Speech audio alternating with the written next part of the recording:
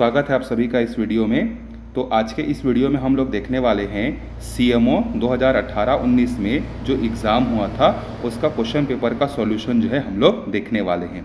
तो ये total 150 question का था और एक एक क्वेश्चन जो है दो दो नंबर का था, मतलब टोटल कितने नंबर का हो गया, 300 नंबर का जो है था। ठीक है, इसमें जीएस के 75 क्वेश्चन थे, इंडियन जीएस के, और बाकी 75 क्वेश्चन जो थे वो किसके थे, छत्तीसगढ़ के थे। तो चलिए शुरू करते हैं। देखिए पहला क्वेश्चन है हमारे पास, नांद घाट किस नदी के किनारे स्थित है? तो नांद घाट जो है शिवनाथ नदी के किनारे जो है यहाँ पर स्थित है।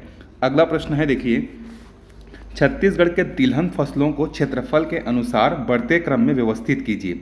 अच्छा, इसमें से कुछ क्वेश्चन जो है 2016-2015 आर्थिक सर्वेक्षण के उस पर भी बेस्ड हैं। तो अभी का हो सकता है डाटा जो है थोड़ा सा चेंजेस हो जाए, लेकिन उस समय के हिसाब से जो है जो आंसर सही था उसको मैं बता रहा हूँ। ठीक, अभी के हिसाब से आप इसमें से जो है अपडेट जो है कर सकते हैं।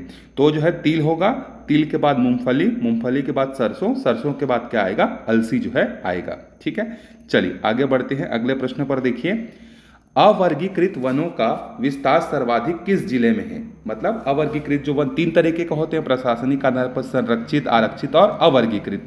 जैसे कि अभी के एडीआई एग्जाम में भी पूछा हुआ था अवर्गीकृत का क्षेत्रफल कितना है करके। तो यहाँ पर बोला है कि किस जिले में इसका सर्वाधिक विस्तार है, तो इसका आंसर है दंतेवाड़ा जिले में सर्वाधिक इसका विस्तार है। चलिए आगे बढ़ते हैं अगले प्रश्न पर। छत्तीसगढ़ के पहुंच विहीन क्षेत्रों में किस प्रकार के ऊर्जा उपयोग को प्रोत्साहित किया जा रहा है? जहां पर जो है बहुत जंगल है या बहुत दुर्गम स्थल है, तो वहां पर जो है किस तरीके से जो है ऊर्जा प्रोत्साहित की जा रही है? तो वहां पर जो है क्रीड़ा के माध्यम से सौर ऊर्जा के विभिन्न कार्यक्रम चलाए जा रहे हैं और सौर ऊर्जा के माध्यम से वहां पर बिजली या अन्य ऊर्जा के संसाधन जो है वहां पर उपलब्ध जो है कराए जा रहे हैं। चलिए आगे बढ़ते हैं। देखिए छत्तीसगढ़ के कृषि जलवायु प्रदेश हैं उत्तरी पहाड़ी क्षेत्र, छत्तीसगढ़ का मैदान और बस्तर का पठार। ठीक है, इसका नाम अभी थोड़ा चेंज हो गया है। ये जो है आपका सरगुजा क्षेत्र का है और ये जो है आपका मध्य छत्तीसगढ़ का है, और ये जो है दंडकारण्य का पठार मतलब जगदलपुर इसका हेडक्वार्टर है। तो ऊपर वाले का हेडक्वार्टर सरगुजा है, बीच वाले का जो है रायपुर है और तीसरे वाले का जो है क्या है, जगदलपुर है। मतलब तीनों के तीनों बातें क्या है यहाँ पर सही है। तो 5 इसका सही उत्तर, 5 का सही आंसर डी हो जाएगा।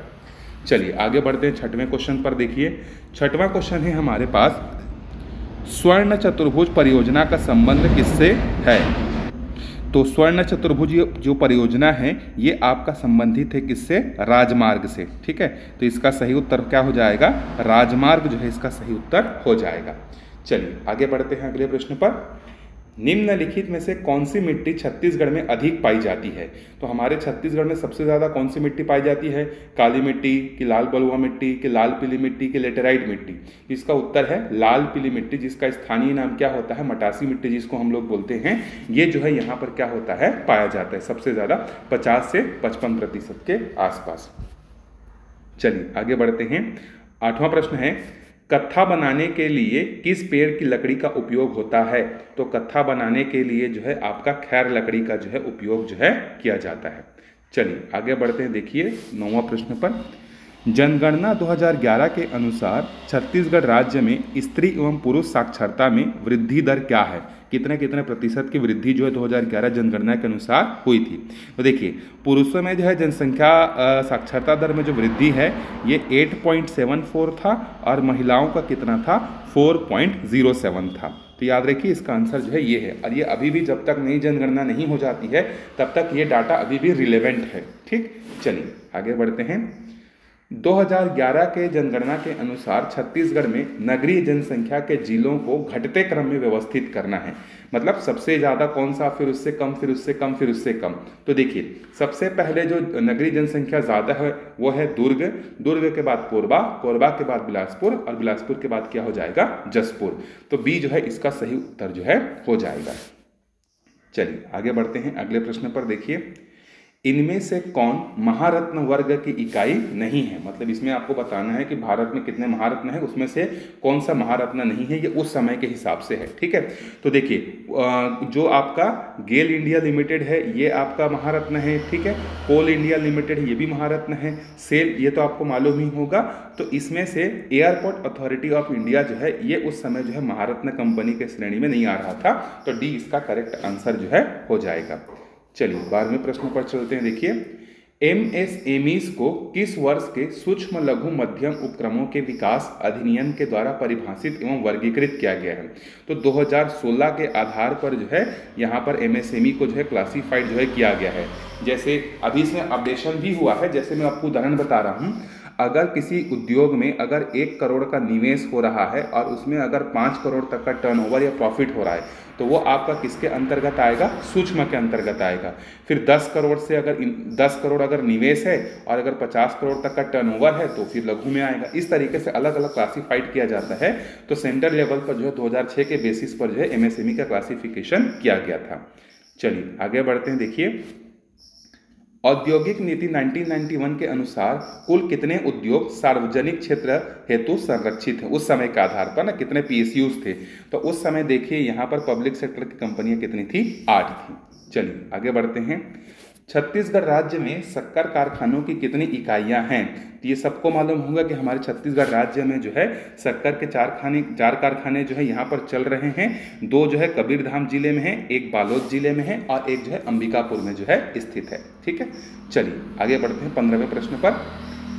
छत्तीसगढ़ में गोदावरी सबरी का मैदान कहाँ है या कौन से क्षेत्र में है? तो आप सबको मालूम होगा कि सबरी नदी हमारे छत्तीसगढ़ में जो है बस्तर वाले क्षेत्र या बस्तर संभाग में जो है बहती है, जो कि आपका कोलाब नदी जिसका पुराना नाम है। ठीक है, तो दंडकारण्य में जो है इसका सही आंसर हो जाएगा। आगे बढ़ते हैं। देखिए अगला प्रश्न है, भोरम देव इनमें से किस नागवंश से संबंधित है? तो जो कवर्धा के जो फड़ी नागवंश हैं उससे संबंधित है आपका भोरम देव का मंदिर, जिसको छत्तीसगढ़ का क्या कहा जाता है? खजुराहो भी जो है कहा जाता है। चलिए आगे बढ़ते हैं 17वें प्रश्न पर। गंधेश्वर मंदिर इनमें से किस स्थल पर स्थित है? तो जो गंधेश्वर मंदिर है यह हमारे छत्तीसगढ़ के सिरपुर वाले क्षेत्र में जो है क्या है? स्थित है। तो इसका सही उत्तर सी हो जाएगा। मैं ज़्यादा एक्सप्लेनेशन नहीं कर रहा हूँ, क्वेश्चंस के आंसर्स को डायरेक्टली बता रहा हूँ। ठीक है, ज़्यादा एक्सप्लेनेशन करेंगे तो वीडियो फिर काफ़ी ज़्यादा लंबा हो जाएगा। ठीक है, तो मैं सीधा सीधा आपको आंसर जो है बता रहा हूँ। जहाँ पर ज़रूरत है एक्स्ट्रा पॉइंट बताने का मैं वहाँ ऐड कर दूंगा। देखिए 18वां प्रश्न है, डीपाडीह किस नदी के तट पर स्थित है या पूरा स्थल है? तो डीपाडीह जो है आपका कन्हार नदी बलरामपुर जिले के क्षेत्र के आसपास जो है डीपाडीह जो है पुरातात्विक स्थल है। चलिए एक क्वेश्चन बताइए, महेशपुर जो पुरातात्विक स्थल है ये कौन से जिले में है और किस नदी के किनारे है? ठीक है, चलो आगे बढ़ते हैं 19वें प्रश्न पर। चित्रकूट इनमें से किस वर्ग में सम्मिलित है? तो चित्रकूट सबको मालूम है वाटरफॉल है। ठीक है, जो कि अपना हमारे भारत का बोल सकते हैं छत्तीसगढ़ का सबसे चौड़ा जलप्रपात है एवं यह रंग बदलने के लिए प्रसिद्ध है। ठीक है, बरसात के दिनों में इसका कलर कुछ और होता है, गर्मी के दिनों में अलग होता है, रात के समय में अलग हो जाता है इसका कलर। ठीक, चलो आगे बढ़ते हैं। डिडनेश्वरी देवी का पूजित मंदिर इनमें से किस स्थल पर है? तो डिडनेश्वरी देवी का मंदिर दंतेवाड़ा, बारसूर, मल्हार और रतनपुर। तो इसका सही आंसर हो जाएगा कहाँ पर है? ये मल्हार में जो है क्या है? स्थित है। चलिए आगे बढ़ते हैं अगले प्रश्न पर। देखिए, काछन गादी किस पर्व से संबंधित अनुष्ठान है? गुंजा पर्व, हरेली पर्व, दशहरा पर्व या होली पर्व? तो ये जो है काछिन गादी जो है ये बस्तर दशहरा जो कि 75 दिनों तक चलता है उसमें से जो है क्या है? सबसे पहला जो है प्रमुख रस्म है काछिन गादी, जिसमें जो है 12 साल से कम उम्र की जो कन्या होती है उसको क्या किया जाता है? काछिन देवी उस पर आती प्रसिद्ध होती है और उसको निर्विघ्न संपन्न होने के लिए आशीर्वाद प्रदान करती है। आपने पढ़ा होगा 12 या 13 प्रमुख रस्म होते हैं, उसमें से पहला प्रमुख रस्म जो है काछिन गादी जो है। इसका सही उत्तर क्या हो जाएगा? सी, बस्तर दशहरा जो है हो जाएगा। चलिए आगे बढ़ते हैं। देखिए 22वें प्रश्न में, निम्न में से कौन घोटुल से संबंधित है? तो घोटुल से संबंधित क्या ददरिया है, सैला है, हुल्की पाटा है या फाग है? तो देखिए जो घोटुल है, घोटुल जो है मुड़िया जनजाति से संबंधित है। मुड़िया का ये जो है आपका हुल्की पाटा। ठीक है, हुल्की पाटा सामान्य अवसर पर जो है घोटुल के बाहर जो है गाया जाता है। ददरिया तो ये आपका क्या बोलते हैं श्रृंगार रस से ओतप्रोत है, जहाँ पर जो है ये धान के बुआई के समय जो है लड़का लड़कियों के द्वारा गीत के माध्यम से होता है। सैला जो है ये विजयदशमी के अवसर पर किया जाता है। फाग जो है फागुन महीने में होली के अवसर पर किया जाता है। इसका सही उत्तर क्या हो जाएगा? सी जो है इसका सही आंसर जो है हो जाएगा। ठीक है, चलिए आगे बढ़ते हैं अगले प्रश्न पर। देखिए बिल्मा नृत्य किस जनजाति से संबंधित है? तो जो बिल्मा नृत्य है ये जो है किससे संबंधित है? आपका बैगा जनजाति से संबंधित है। ये भी जो है विजयदशमी के दिन जो है किया जाता है। चलिए आगे बढ़ते हैं अगले प्रश्न पर। देखिए मृतक स्तंभ की परंपरा किस जनजाति में है? तो मृतक स्तंभ की जो परंपरा है ये आपका दंडामी माड़िया जनजाति में है। ठीक है, अभी जो है देखिए कोरकू से संबंधित जो है उनका एक प्रश्न इसी तरीके का जो है मृतक स्तंभ से संबंधित जो है पूछा गया था। ठीक है, तो याद रखिएगा इसका। आगे बढ़ते हैं, देखिए 25वें प्रश्न पर, पंडो भाषा किस परिवार का सदस्य है? तो हमारे छत्तीसगढ़ में पाए जाने वाले जो भाषा परिवार हैं उसको 3 भागों में बांटा गया है, मुंडा परिवार और आर्य परिवार और द्रविड़ परिवार। तो पंडो जो है किसके अंतर्गत आता है? तो पंडो जो है ये आर्य भाषा परिवार के अंतर्गत जो है आता है, तो ए इसका सही उत्तर हो जाएगा। चलिए आगे बढ़ते हैं, देखिए प्रधान जनजाति मुख्यतः किस जिले में निवास करती है? तो प्रधान जनजातियों का जो मुख्य संकेंद्रण है ये आपका खैरागढ़, छुई खदान और कबीरधाम वाले क्षेत्र में जो है इनका जो है संकेंद्रण जो है ज़्यादा है। बैगा जनजाति का भी यही है, तो इसका सही आंसर हो जाएगा आपका कबीरधाम।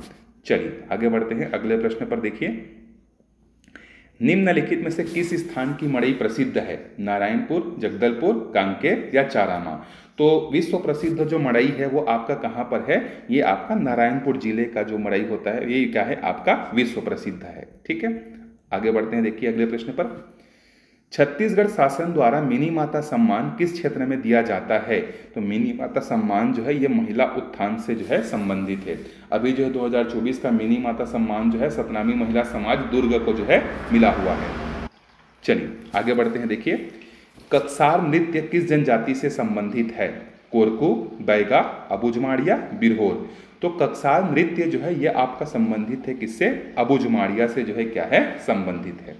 चलिए आगे बढ़ते हैं, 30वें प्रश्न पर देखिए, निम्न में से क्या बस्तर संभाग से संबंधित नहीं है? मतलब आपको नहीं है खोजना है, कौन सा गलत है इसमें से? रहस, गेड़ी, भतरानाट, माओपाटा? तो रहस जो है ये आपका बिलासपुर वाले क्षेत्र या मध्य छत्तीसगढ़ से जो है क्या है? ये संबंधित है। रहस का जो है उतना प्रभाव जो है हम लोगों को बस्तर क्षेत्र में देखने को नहीं मिलता है, तो ये जो है इसका सही उत्तर हो जाएगा। बाकी गेड़ी हो गया, भतरानाट हो गया, माओपाटा हो गया, ये सब जो है बस्तर संभाग से क्या है? संबंधित हैं। चलिए आगे बढ़ते हैं, देखिए 31वें प्रश्न पर, तुपकी किस पर्व से संबंधित है? नवाखाई, दिवाली, दशहरा या रथ यात्रा? तो जो बस्तर का जो दशहरा रथ यात्रा होता है उसमें जो है तुपकी चलाने की परंपरा है, तो तुपकी क्या है? आपका रथ यात्रा से जो है क्या है? संबंधित है। चलिए आगे बढ़ते हैं, अगले प्रश्न पर देखिए 32वां प्रश्न यहाँ पर पूछ रहा है, बस्तर की किस जनजाति का मूल निवास उड़ीसा राज्य है? हलबा, मुरिया, बैगा या गदबा? तो इसका सही उत्तर हो जाएगा गदबा। ठीक है, गदबा का जो है मुख्य निवास कहाँ है आपका? ये जो है आपका उड़ीसा राज्य है। चलिए आगे बढ़ते हैं, अगले प्रश्न पर, किस जनजाति में पारंपरिक रूप से युवा गृह का प्रचलन है? अब देखिए यहाँ पर ये इसमें से कोई भी ऑप्शन जो है इसमें से सही नहीं, क्योंकि उराव में भी है, बिरहोर में भी है, तो यहाँ पर इस ऑप्शन को जो है एलिमिनेट कर दिया गया है। ठीक है, तो इसको हम लोग छोड़ देते हैं। चलिए 34वें प्रश्न पर आते हैं, देखिए वेरियल एल्विन ने किस नृत्य को संसार का एक सबसे सुंदर नृत्य कहा है? तो ऑप्शन ए है गौर नृत्य, ऑप्शन बी है कक्सार नृत्य, ऑप्शन सी है परघोनी नृत्य और ऑप्शन डी है गेड़ी नृत्य। तो वेरियल एल्विन जो है जो जनजातियों पर अध्ययन कर रहे थे, उन्होंने जो है जो छत्तीसगढ़ में पाए जाने वाले जो बाइसनहार या माड़िया जनजाति हैं उसका जो गौर नृत्य है इसको जो है विश्व का सबसे सुंदर नृत्य जो है कहा था। तो ऑप्शन ए जो है इसका सही उत्तर हो जाएगा। चलिए आगे बढ़ते हैं, देखिए श्रृंगार रस की प्रधानता किस लोकगीत में होती है? भरथरी, ददरिया, बांसगीत या पंडवानी? तो देखिए अभी आपने ऊपर में ध्यान से पढ़ा होगा तो आपको इसका उत्तर पता चल गया होगा कि जो ददरिया नृत्य है ये आपका किससे संबंधित है? श्रृंगार रस से जो है क्या है यहाँ पर संबंधित है। बाकी भरथरी, बांसगीत ये सब करुणा ये सब इससे जो है क्या संबंधित है? पडवानी जो है ये वीर रस से जो है क्या है? संबंधित है। ठीक है, तो ददरिया में क्या होता है कि धान के बुवाई के समय जो है लड़का लड़कियों के द्वारा अपने जो प्रेम रहता है प्रेम को जो है अपना मतलब कविता के माध्यम से या गाना के माध्यम से जो है एक दूसरे तक क्या करते हैं? ये पहुंचाते हैं। ठीक है, चलिए आगे बढ़ते हैं, देखिए अगला प्रश्न है सरहुल नृत्य किस जनजाति से जो है संबंधित है? यह बहुत पुराना क्वेश्चन है, बहुत फेमस क्वेश्चन है। सरहुल हो गया, ये किससे संबंधित है? आपका उराव जनजाति से संबंधित है। कब मनाया जाता है? चैत्र माह में मनाया जाता है। और कौन से पेड़ पर फूल लगने पर मनाया जाता है ये भी पूछा गया है। तो साल वृक्ष के फूल लगने पर जो है ये त्यौहार जो है उराव जनजाति के द्वारा जो है मनाया जाता है। चलिए आगे बढ़ते हैं, देखिए अगला प्रश्न है बस्तर की संपर्क भाषा किसे कहा जाता है? गोंडी, भतरी, हल्बी या परजी? तो जो हल्बी भाषा है उसको बस्तर का क्या कहा जाता है? संपर्क भाषा जो है कहा जाता है। चलिए आगे बढ़ते हैं 38वें प्रश्न पर। देखिए, परिया शब्द का तात्पर्य क्या है? जिस पर खेती न की जा रही हो, खेतों के बीच का रास्ता, खरीफ फसल या पानी भरा खेत। तो परिया हम लोग उस जमीन को या उस खेत को बोलते हैं जिस पर खेती नहीं की जा रही है। खेतों के बीच के रास्ता को रद्दा बोलते हैं या तो मेड़ बोलते हैं। खरीफ फसल और पानी से भरा नहीं है, तो इसका सही उत्तर परिया क्या हो जाएगा? जिस पर खेती ना की जा रही हो। आगे बढ़ते हैं 39वें प्रश्न पर। देखिए, निम्न में से कौन सी जनजाति अयस्क को गलाकर लोहा तैयार करती है? तो अयस्क को गलाकर कौन लोहा तैयार करती है? कमार जनजाति, अगरिया जनजाति, हल्बा जनजाति या बैगा जनजाति? तो इसका सही उत्तर हो जाएगा अगरिया जनजाति। कमार जनजाति तो जो है बांस से संबंधित कार्य करती हैं। हल्बा जनजाति जो है कृषि से संबंधित काम करती हैं एवं चिवड़ा पोहा बनाने का काम करती हैं। बैगा जनजाति जो है इसको मेडिसिन गॉड्स ऑफ बस्तर कहा जाता है, फूक झाड़ वगैरह करती हैं। तो लोहे को गलाने का काम और उससे सामान बनाने का काम कौन करती है? अगरिया जनजाति जो है करती है। आगे बढ़ते हैं, देखिए 40वें प्रश्न पर। सैला नृत्य मुख्यतः किस अवसर पर किया जाता है? दीपावली के समय, होली के समय, रथ यात्रा के समय, इनमें से कोई नहीं। तो इसका भी उत्तर मैंने बताया था आपको ऊपर। सैला नृत्य से संबंधित एक और प्रश्न पूछा गया था। तो सैला नृत्य जो है दीपावली के समय जो है किया जाता है। अगले प्रश्न पे चलते हैं। देखिए, बिहार जनजाति मुख्यतः किस जिले में निवास करती है? सरगुजा, कबीरधाम, गरियाबंद, दंतेवाड़ा। तो बिहार जनजाति जो मलार जनजाति हैं ये सब कहाँ निवास करती हैं? सरगुजा संभाग में जो है निवास करती हैं। तो इसका सही उत्तर क्या हो जाएगा? ए इसका सही आंसर जो है हो जाएगा।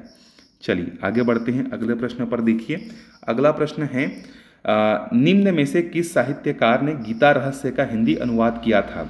माधवराव सप्रे, कोडूराम दलित, सुंदरलाल शर्मा, बलदेव प्रसाद मिश्र। तो इसका सही उत्तर है, इसका जो अनुवाद किया था माधवराव सप्रे।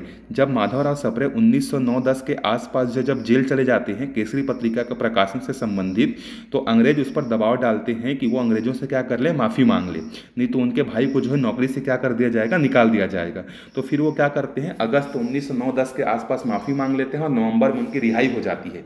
तो उस समय माधवराव सप्रे जो रहते हैं वो बहुत बड़े पब्लिक फिगर रहते हैं। तो वो अंग्रेजों के सामने जब झुक जाते हैं तो उनके ही जो चाहने वाले होते हैं उनका विरोध करने लगते हैं।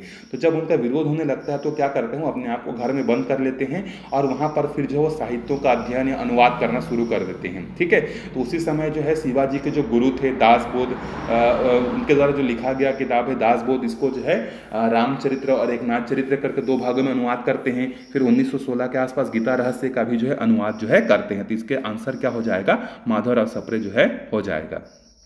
चलिए आगे बढ़ते हैं। देखिए, धमनी हाट किस कवि की रचना है? डॉक्टर खूबचंद बघेल, विनय पाठक, मुकुटधर पांडे, द्वारिका प्रसाद तिवारी, विप्र। तो इसका सही उत्तर हो जाएगा धमनी हाट जो है किससे संबंधित है? द्वारिका प्रसाद तिवारी विप्र से जो है क्या है? संबंधित है।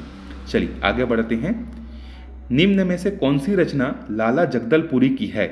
लाल अंधेरा, सालवनों के द्वीप, बोगदा, दहाड़ते परिवेश। तो इसका सही आंसर हो जाती है मिमियाती जिंदगी और दहाड़ते परिवेश। ये जो है इससे संबंधित है। ये जो है लाला जगदलपुरी का ही जो है क्या है? ये उनकी जो है रचना है। ठीक है, चलिए तो डी इसका सही उत्तर हो जाएगा। आगे बढ़ते हैं। देखिए, निम्न में से कौन सा शब्द दिशा का नाम नहीं है? तो हमारे छत्तीसगढ़ में जैसे हम लोग हिंदी में पूर्व, पश्चिम, उत्तर, दक्षिण बोलते हैं ना, तो हम लोग पूर्व को क्या बोलते हैं? उत्ती बोलते हैं या तो उगती बोलते हैं। ठीक है, और पश्चिम को क्या बोलते हैं? बुड़ती बोलते हैं। उत्तर को क्या बोलते हैं? भंडारी बोलते हैं। और दक्षिण को क्या बोलते हैं? रक्सहू बोलते हैं। ठीक है, रक्सहू। तो इसमें से जो है देखिए, उगती तो पूर्व दिशा हो गया, बुड़ती पश्चिम दिशा हो गया, भंडार जो है उत्तर हो गया, कमारी ऐसा कोई हमारा दिशा नहीं है। हम लोग दक्षिण दिशा को जो है रक्सहू के नाम से जो है जानते हैं। तो बी इसका सही उत्तर हो जाएगा। चलिए आगे बढ़ते हैं। दोरली मुख्यतः किस जिले की भाषा है? कोंडागांव, कांकेर, नारायणपुर, सुकमा। तो जो दोरली है ये सुकमा क्षेत्र में जो है या सुकमा जिले में जो है क्या किया जाता है? ज़्यादातर जो है बोला जाता है। ठीक है, चलिए आगे बढ़ते हैं अगले प्रश्न पर। देखिए, अगला प्रश्न है हमारे पास, यहाँ पर सुमेलित करना है। ठीक, तो सुमेलित करते हैं जंगल सत्याग्रह को। देखिए, तो ये है रुद्री नवागांव जंगल सत्याग्रह। तो इसके जो नेता थे वो कौन थे? नथुजी जगताप, नारायण राव मेघावाले, ये थे। ठीक, तमोरा का जो जंगल सत्याग्रह हुआ था, ये हुआ था 9 सितंबर के आसपास, और इसके जो नेता थे वो थे यतियतन लाल जैन। ठीक है। पकरिया जो अक्टूबर में हुआ था, इसके थे अयोध्या प्रसाद जैन, और पोड़ी गांव के कौन थे? रामाधार दुबे। तो 1, 3, 4, 2 कौन सा ऑप्शन सही है? ऑप्शन ए ही इसका करेक्ट आंसर जो है हो जाएगा। चलिए आगे बढ़ते हैं अगले प्रश्न पर। देखिए, छत्तीसगढ़ में भारत छोड़ो आंदोलन के दौरान निम्नलिखित में से किस राजनेता की पत्नी भी 6 माह के लिए जेल गई थी? पंडित रविशंकर शुक्ला, ठाकुर छेदीलाल, क्रांति कुमार भारती, डॉक्टर खूबचंद बघेल। ये प्रश्न जो है आपका पीएससी प्री 2023 या 24 में भी जो है ये पूछा गया है। ठीक है। इसका सही आंसर हो जाएगा डॉक्टर खूबचंद बघेल जो है, इनकी पत्नी 6 महीने के लिए जेल गई थी। चलिए आगे बढ़ते हैं। निम्न में से कौन सी बोली बस्तर अंचल की बोली नहीं है, मतलब बस्तर क्षेत्र में जो है बोला नहीं जाता है? ऑप्शन ए गोड़ी, पारधी, दोरली या परजी। तो इसका सही आंसर हो जाएगा पारधी जो है ये आपका बस्तर अंचल की बोली नहीं है। आगे बढ़ते हैं। देखिए 50वें प्रश्न पर। 50वां प्रश्न है, छत्तीसगढ़ में 1858 में हुए सैन्य विद्रोह के संदर्भ में हनुमान सिंह के 17 साथियों को निम्न में से किस तिथि को फांसी दी गई थी? तो आपको मालूम होगा कि 18 जनवरी को जो है ये क्या करते हैं, मेजर सिडवेल की हत्या कर देते हैं, 19 को भाग जाते हैं। फिर 20 को जो है ये क्या करते हैं, इलियट को हत्या करने का प्रयास करते हैं, लेकिन इलियट के जहाँ सो रहा होता है उसका दरवाजा जो है टूट नहीं पाता है, तो वहाँ पर जो है क्या करते हैं, हनुमान सिंह जो है 20 तारीख को ये असफल हो जाते हैं। फिर इनके 17 साथियों को जो है पकड़ लिया जाता है 18 और 19 के रात के बीच में ही, और इनको जो है इलियट की अदालत में प्रस्तुत किया जाता है। फिर इनको जो है 22 जनवरी को जो है क्या कर दिया जाता है, फांसी जो है दे दिया जाता है। तो इसका सही उत्तर क्या हो जाएगा? सी जो है इसका सही आंसर हो जाएगा। चलिए आगे बढ़ते हैं। 91वें प्रश्न पर चलते हैं। देखिए 91वां प्रश्न है, छत्तीसगढ़ में राजनीतिक चेतना जागृत करने के लिए 1870 से 1900 के बीच संस्थाएं गठित की गई थी। कौन कौन सी संस्थाएं गठित की गई थी? तो देखिए इसमें से जो है मालिनी रीडिंग क्लब जो है ये गठित की गई थी। ठीक। उसके बाद जो है कवि समाज गठित किया गया था, और बाल समाज जो है गठित किया गया था। बुद्धि सभा जो है ये जो है गठित जो है उस समय नहीं किया गया था। ये बुद्धि सभा भी गठित की गई थी, लेकिन ये बिलासपुर से संबंधित है, जबकि मालिनी रीडिंग क्लब और कवि समाज और बाल समाज ये जो है रायपुर से जो है क्या है, संबंधित हैं। तो 1, 3 और 4 इसका सही उत्तर हो जाएगा, मतलब सी जो है इसका सही आंसर हो जाएगा।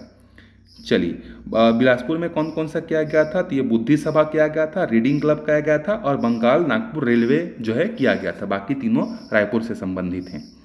चलिए 52वें प्रश्न पर चलते हैं। देखिए छत्तीसगढ़ में असहयोग आंदोलन के दौरान रायपुर में राष्ट्रीय विद्यालय की स्थापना में निम्नलिखित व्यक्तियों ने योगदान दिया था। कौन कौन से व्यक्ति इसमें शामिल थे? एक तो माधवराव सप्रे शामिल थे। ठीक है। माधवराव सप्रे ने ही जो है क्या किया था, एक सभा का आयोजन किया था, जिसके बाद जो वो चंदा निकालते हैं और 10,000 रुपये की उनकी प्राप्ति होती है, जिससे वो स्कूल को खोलते हैं। महंत लक्ष्मी नारायण दास ने भी सहयोग दिया था, और एन.डी. दानी ने भी जो है सहयोग किया था। बलदेव प्रसाद मिश्र का नाम जो है राष्ट्रीय विद्यालय की स्थापना में जो है नहीं आता है। तो 1, 2 और 4 इसका सही उत्तर हो जाएगा, मतलब option number D is the correct answer.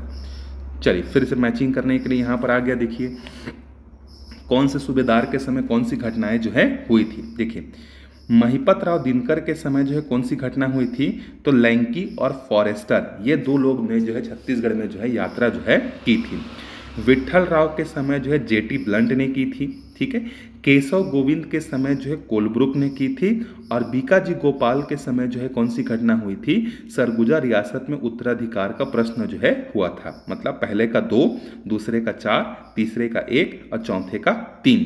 तो इसमें से जो भी आप नीचे में ऑप्शन देख लेना, जो भी इसका सही होगा उसको आप मार सकते हैं। तो बी इसका करेक्ट आंसर हो जाएगा।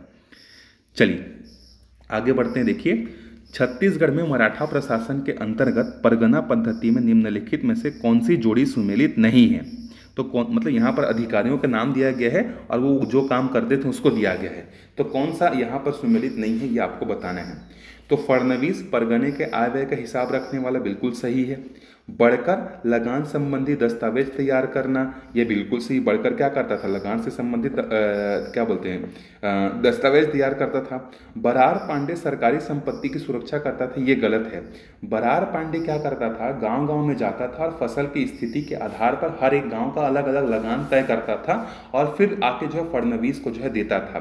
तो बरार पांडे का काम संपत्ति की सुरक्षा करना नहीं था। संपत्ति की सुरक्षा करने के लिए कौन था? चौहान नामक जो है एक पदाधिकारी होता था। पोतदार क्या होता था, परगने की आमदनी का हिसाब रखना। तो ये भी सही है। तो इसमें गलत कौन सा है पूछा है, तो सी जो है आपका सही उत्तर यहाँ पर हो जाएगा। चलिए आगे बढ़ते हैं अगले प्रश्न पर। देखिए 55वां प्रश्न है, छत्तीसगढ़ में कलचुरी राजवंश का वास्तविक संस्थापक निम्न में से कौन था। ये भी प्रश्न अभी जो है एडीआई के एग्जाम में पूछा गया था। तो कलिंग राज जो है क्या हो जाएगा, इसका सही उत्तर जो है हो जाएगा। आगे बढ़ते हैं। देखिए 56वां प्रश्न है, छत्तीसगढ़ के कलचुरी शासक रत्नदेव द्वितीय के संबंध में निम्न में से कौन सा कथन सत्य नहीं है, कौन सा गलत है, ये आपको बताना है रत्नदेव द्वितीय के संबंध में। ठीक है, चलिए देखिए पहला है, उसने त्रिपुरी नरेश गयाकर्ण के आक्रमण को क्या किया, विफल किया। बिल्कुल सही है।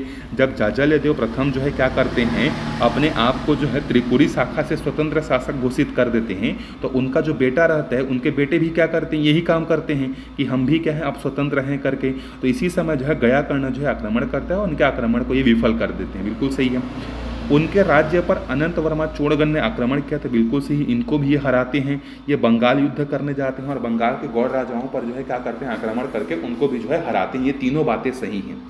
उनके सामंत वल्लभ राज ने उनके विरुद्ध विद्रोह किया था, ये बात जो है गलत है। उनके सामंत ने उनके खिलाफ कोई भी विद्रोह जो है नहीं किया था। ठीक है, तो डी इसका करेक्ट आंसर हो जाएगा।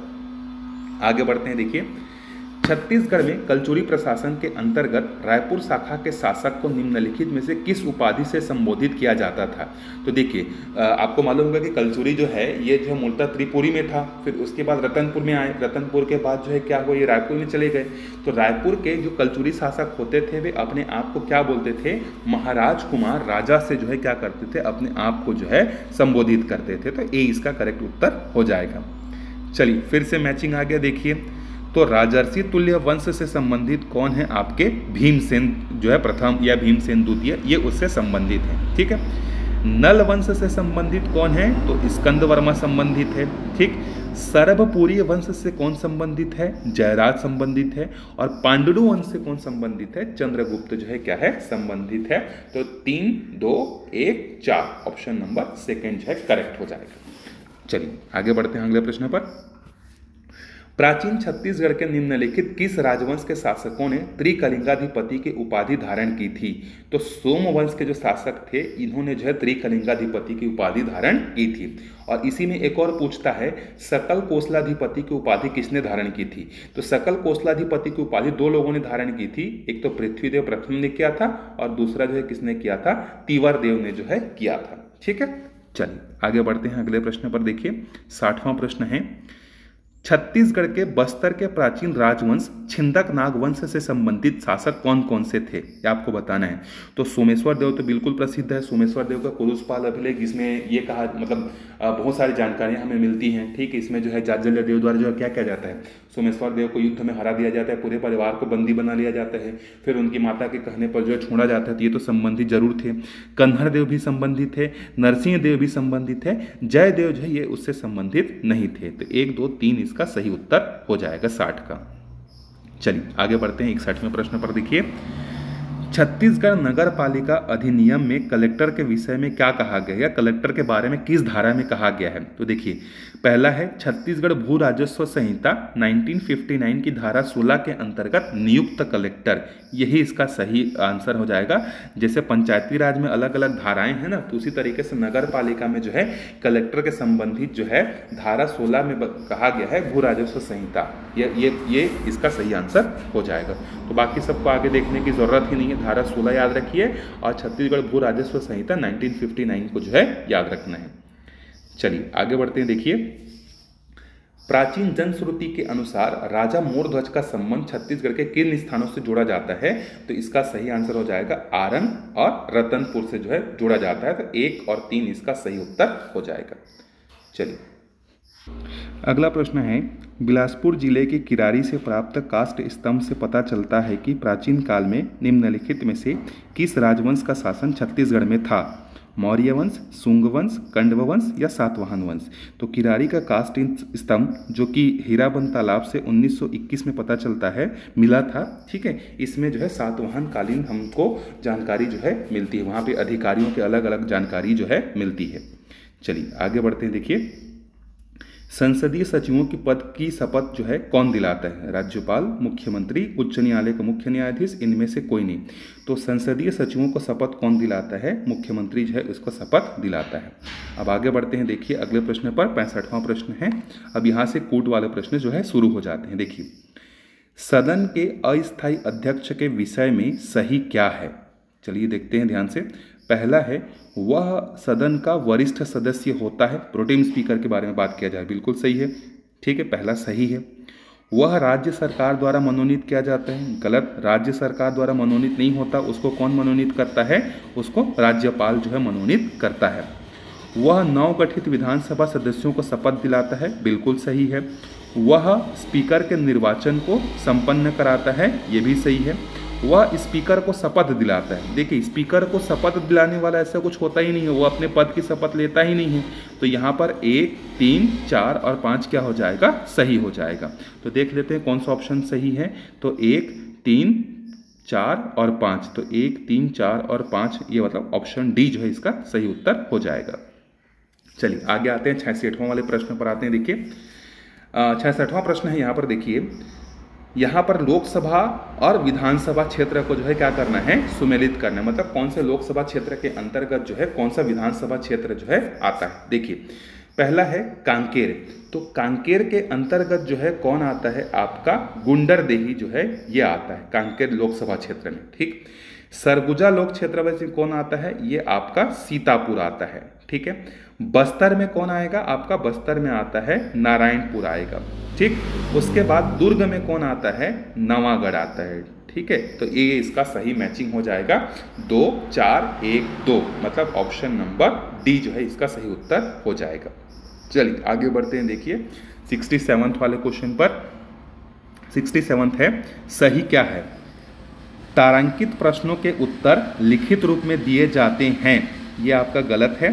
तारांकित जो प्रश्न होते हैं उसके उत्तर जो है मौखिक रूप से दिया जाता है। ठीक है। अतारांकित प्रश्नों के उत्तर लिखित रूप में दिए जाते हैं, बिल्कुल सही है। ठीक है। विधानसभा में जो है प्रश्न पूछे जाने के जो है अलग, जैसे विधायक लोग प्रश्न पूछते हैं कि नहीं, जैसे अभी मानसून सत्र चल रहा है तो अलग अलग विधायक जो है अलग अलग विभागों के मंत्रियों से प्रश्न पूछते हैं। तो प्रश्न जो है 3 तरीके का होता है, एक तो तारांकित होता है, एक तो अतारांकित होता है और एक अल्प सूचना वाले होता है। तो जो तारांकित प्रश्न होता है उसको जो है प्रश्न जो है मौखिक रूप से उसका उत्तर देगा विभागीय मंत्री।